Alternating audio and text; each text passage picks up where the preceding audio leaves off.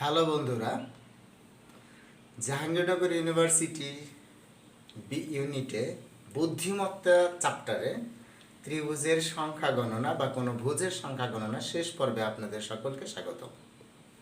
দেখেন, আমি প্রশ্ন সলভ করছি, লক্ষ্য করেন। এইখানে কিন্তু এই প্রশ্নটা ছিল, এটা একটা সামান্তরিক ক্ষেত্র। এই প্রশ্নটার মধ্যে ছিল এখানে কয়টা সামান্তরিক আছে, প্রশ্নটা ছিল। যদিও আমার আলোচ্য বিষয় ত্রিভুজের সংখ্যা গণনা, তো প্রশ্নের মধ্যে যেহেতু আসছিল আমি তাই হিসাব করে দিয়ে যাচ্ছি। কি ভালো হচ্ছে না? দেখেন, যদি এরকম কখনো আসে, একদম কোনো ঘটনা না, আপনি এদিকে যোগ করবেন। দেখেন 3, 6, 4, 10, এই যে 10টা হয়েছে না, আর এদিকে কত আসে? 1, 2, 3, এই দুটো গুণ করবেন, সুতরাং এখানে 30টি আছে। যদি কখনো এরকম আসে সামান্তরিকের সংখ্যা, তার মানে কিচ্ছু না, 1, 2, 3, 4, এগুলো যোগ করলে কত আসে? 10 গুণন 1, 2, কত আসে? 3, এই যে 3 যোগ করলে কত হয়ে গেল? 30টা। একদম ইজি না? আচ্ছা, এরপরে আমরা আসি পরবর্তী কোশ্চেনটা একটু সলভ করি। দেখেন, দেখে কিন্তু কিরকম জটিল মনে হচ্ছে, কিন্তু কোনো ব্যাপার না, কিচ্ছু না। আপনি একটু তাকান, এই দেখেন, এটা একটা চতুর্ভুজ। দেখেন, এই যে এটা কর্ণের মধ্যে দিয়ে গেছে, সুতরাং এটা কিন্তু একটা চতুর্ভুজ। 1, 2, 3, 4টা ঘর আছে, তাহলে এখানে 8টা ত্রিভুজ আছে। এইটা একটা চতুর্ভুজ, দেখেন কর্ণের থেকে কর্ণে আসছে, 1, 2, 3, 4টা ঘর আছে, তাহলে এখানে 8টা ত্রিভুজ আছে। বেরিয়ে আসছে? আচ্ছা, এইদিকে আসেন, এটা কিন্তু একটা ত্রিভুজ, 1 ঘর 2 ঘর, 1 ঘর 2 ঘর, গণনা করলে 1টা 2টা পুরাটা 3টে, 1টা 2টা পুরাটা 3টে, 1টা 2টা পুরাটা 3টে। তাহলে আমাদের 2টা 8টা আছে, 8 দুগুণে 16, আর 3টে 3 আছে, তাহলে কত আসতেছে? 9। এখন ব্রাদাররা, আরো 4টা ত্রিভুজ কোথা থেকে আসলো? Very nice. আপনি দেখেন, খুব স্বাভাবিকভাবে চিন্তা করেন যে আপনার এই যে চতুর্ভুজটা, এই চতুর্ভুজ বাইরে যায় কোনো কোণ উৎপাদন করছে কিনা? হ্যাঁ, করছে। দেখেন আপনি, এই যে দেখেন একটা ত্রিভুজ উৎপাদন করে বসে রয়েছে, এই যে এটা কিন্তু এই চতুর্ভুজের বাইরে আইসে এটা কিন্তু উৎপাদন করছে, এই একটা। আবার দেখেন, এই একটা। কয়টা হলো? 2টা। আচ্ছা, আবার এই পাশে আসেন, এই যে দেখেন, এই একটা, আবার দেখেন এই একটা। কয়টা? 4টা। লক্ষ্য করতেছেন বিষয়টা? আচ্ছা, তাহলে এখানে আমার কয়টা হলো? 4টা। তাহলে 16, 9, 25, আর 4, 29টা। বুঝছি আমরা। অর্থাৎ আমরা যখন এটি হিসাব করব, হিসাব করার সময় এটার মধ্যে তো 8টা আছে। এখন এটা আবার বাইরে কোনোটা উৎপাদন করতেছে কিনা, এই যে দেখেন এটা কিন্তু বাইরে চলে আসছে, তাহলে এটা আমাদের হিসাবের মধ্যে ধরুন লাগবে না। আবার দেখেন এটা কি, এই যে দেখেন, এই যে বাইরে চলে গেছে, না, এই চতুর্ভুজ ছেড়ে বাইরে চলে গেছে, এই জন্য এটা হিসাবের মধ্যে ধরতে হইব। আবার দেখেন, এটা কিন্তু আপনার এই চতুর্ভুজ থেকে বাইরে চলে আসছে, এটা যে বাইরে চলে আসছে। অনুরূপ ভাবে এই চতুর্ভুজ থেকে দেখেন এই অংশ নিয়ে বাইরে চলে গেছে, মোট আছে কয়টা? এরকম 4টা। 4টা, 9টা, 16টা, 29টা। এটা কিন্তু আপনাদের আসছিল, খুব জটিল লাগে আমাদের কাছে, তাই না? তো ভেরি নাইস। আমার মনে হয় বিষয়টা বুঝতে পারতেছেন। আমি উপরে 2টা মুছে ফেললাম, আপনারা পরে প্রয়োজনে পুশ করে দেখবেন, ঠিক আছে? কারণ আমার এখানে আরেকটা বিষয় বোঝাতে হবে, সেটা একটু লেখালেখির ব্যাপার আছে। তো দেখেন, বিষয়টা খুবই ইজি। এখানে দেখেন, এই যে এইটা দেখে বলছে যে এখানে কয়টা লাইন আছে। কি মজার বিষয়, কয়টা লাইন আছে, এখানে কয়টা রেখা আছে। হ্যাঁ, তার মানে এখানে কয়টা ত্রিভুজ আছে সেটা কিন্তু বলে নাই। হ্যাঁ, এখন লাইন সম্পর্কে আপনাকে জানতে হবে। লাইন থাকে, রেখা থাকে 3 ধরনের। একটাকে বলা হয় হরিজন্টাল লাইন, যার অর্থ হলো আনুভূমিক লাইন। আরেকটা হলো ভার্টিক্যাল লাইন, যার অর্থ হলো লম্ব, ভার্টিক্যাল যেটা।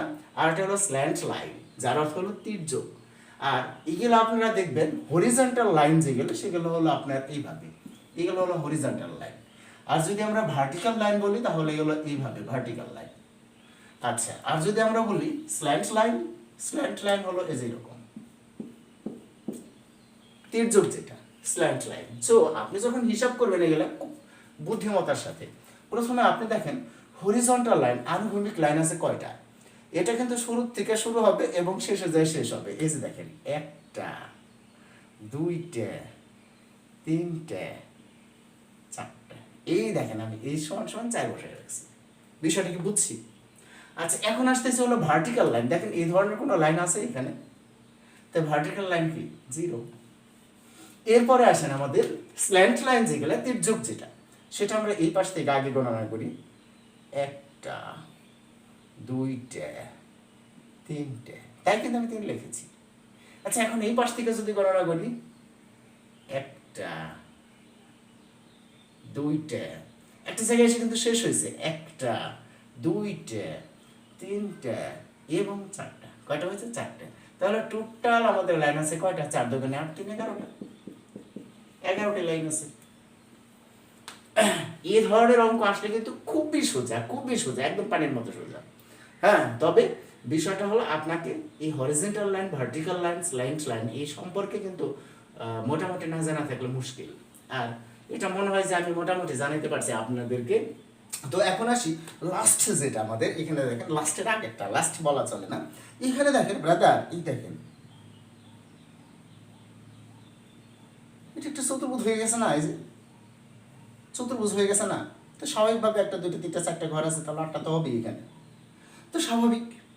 আর একটা বিষয় আমরা লক্ষ্য করতেছি, দেখেন এই যে আমি এখানে একটা দিলাম, এখানে একটা দিলাম, দেখেন তো এখানে একটা ত্রিভুজ হয়ে গেছে না?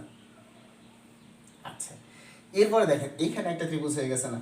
এটাকে যখন ধরতেছি, এটা যেমন একটা ত্রিভুজ হয়ে গেছে, এইখানেও একটা ত্রিভুজ হয়ে গেছে, এটাকে যখন আমি তির্যক রশ্মি ধরছি, এই পাশে একটা ত্রিভুজ হয়ে গেছে, এই পাশে একটা ত্রিভুজ হয়ে গেছে, সেটা কিন্তু আমার কি মূল চতুর্ভুজের বাইরে, কিছুটা আছে কিন্তু মূল চতুর্ভুজের বাইরে। দেখেন এই যে একটা চতুর্ভুজ, দেখেন বাইরে আছে কিন্তু এটা। আচ্ছা, নেক্সট আপনি এইটা দিয়ে যদি আসেন, দেখেন এই যে একটা চতুর্ভুজ বাইরে আছে না? তাহলে এখানে কয়টা হলো? এই একটা আর এই একটা, দুইটা, প্লাস এটা একটা, চারটা, আর পুরো একটা তিনটে, আর পুরোটা একটা, চারটা, মোট আছে কয়টা? 12টা। আপনি কি বুঝতে পেরেছেন না হেবিজিবি লাগতেছে? আচ্ছা, আমি আর একটু পরিষ্কার করে বুঝিয়ে দেওয়ার চেষ্টা করতেছি, ভালো করে আঁকাইতেছি, লক্ষ্য করেন আপনি, ইনশাল্লাহ আপনি বুঝতে পারবেন। ঠিক আছে, দেখেন এখনই বুঝতে পারবেন, এগুলো খুবই সোজা, আসলে কোনো ব্যাপার না। এই যে দেখেন, প্রথমে আপনি খেয়াল করেন, আপনি তো এটা বুঝতে পারছেন এটা একটা চতুর্ভুজ, এই যে এটা একটা তো চতুর্ভুজ, তার মানে এখানে কয়টা আছে? 8টা। এতে কি কোনো সমস্যা আছে? না। কিন্তু এখন আপনি একটা বিষয় লক্ষ্য করেন, এই তির্যক রেখাটি, এই যে তির্যক রেখাটি, এটা কি একটা ত্রিভুজ উৎপন্ন করছে না? করছে। এখন দেখেন এটি কিন্তু এই ত্রিভুজটা উৎপন্ন করছে, কিন্তু এই চতুর্ভুজের যে আঙ্গিনা আছে, এই আঙ্গিনার বাইরে যায়। ঠিক এই কারণে এটা কিন্তু আমাকে কাউন্ট করতে হবে, এটা একটা ত্রিভুজ। এইটা যেমন আপনার একটা তৈরি করছে, ঠিক এটাও এরকম একটা তৈরি করছে না? করছে। তাহলে কয়টা করলো? একটা, দুইটা, আর এই যে একটা, তিনটে, আর পুরোটা একটা, চারটা, মোট আছে কয়টা? 12টি। কি ক্লিয়ার? আচ্ছা, নেক্সট আমরা যেটা আসতেছি, এটা তো আরো সোজা। দেখেন আপনি তো এমনি বুঝতে পারতেছেন এখানে কয়টা আছে? 8টা। চতুর্ভুজ এটা, এই যে 8টা।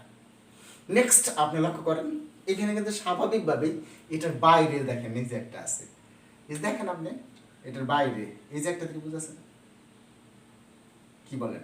এটা বাইরের ত্রিভুজ। আচ্ছা, আর একটা ত্রিভুজ আছে না? দেখেন তো এই যে বাইরে, চতুর্ভুজের বাইরে যে হয়েছে, তাহলে আর কয়টা হলো? 2টা, তাই না? এবং এই যে একটা, এই যে একটা, 3টা, পুরোটা একটা, এই যে একটা, এই যে একটা, 2টা, পুরোটা একটা, এই যে 3টা, তাহলে মোট কয়টা হলো? 13টি। এটা কি বুঝতে পেরেছি? আমার মনে হয় আপনাদের ভুজ সংক্রান্ত কয়টা ত্রিভুজ আছে, কয়টা চতুর্ভুজ আছে, যদি আমি কয়টা চতুর্ভুজ আছে এই নিয়মগুলো কিন্তু আপনাদেরকে শিখাইনি, ঠিক আছে, কিন্তু কয়টা ত্রিভুজ আছে এবং অদ্যবধি পর্যন্ত আপনি জাহাঙ্গীরনগর ইউনিভার্সিটিতে বি ইউনিটে আসা এই ধরনের যে প্রশ্নগুলো আছে অলরেডি আমি সলভ করে ফেলেছি। হ্যাঁ, আপনারা যদি সিরিয়ালে এই 6টা ভিডিও দেখেন, ইনশাল্লাহ পরবর্তীতে এই ধরনের প্রশ্ন আসলে পারবে না, আমি বিশ্বাস করি। সবাই ভালো থাকবেন, সুস্থ থাকবেন, আল্লাহ হাফেজ।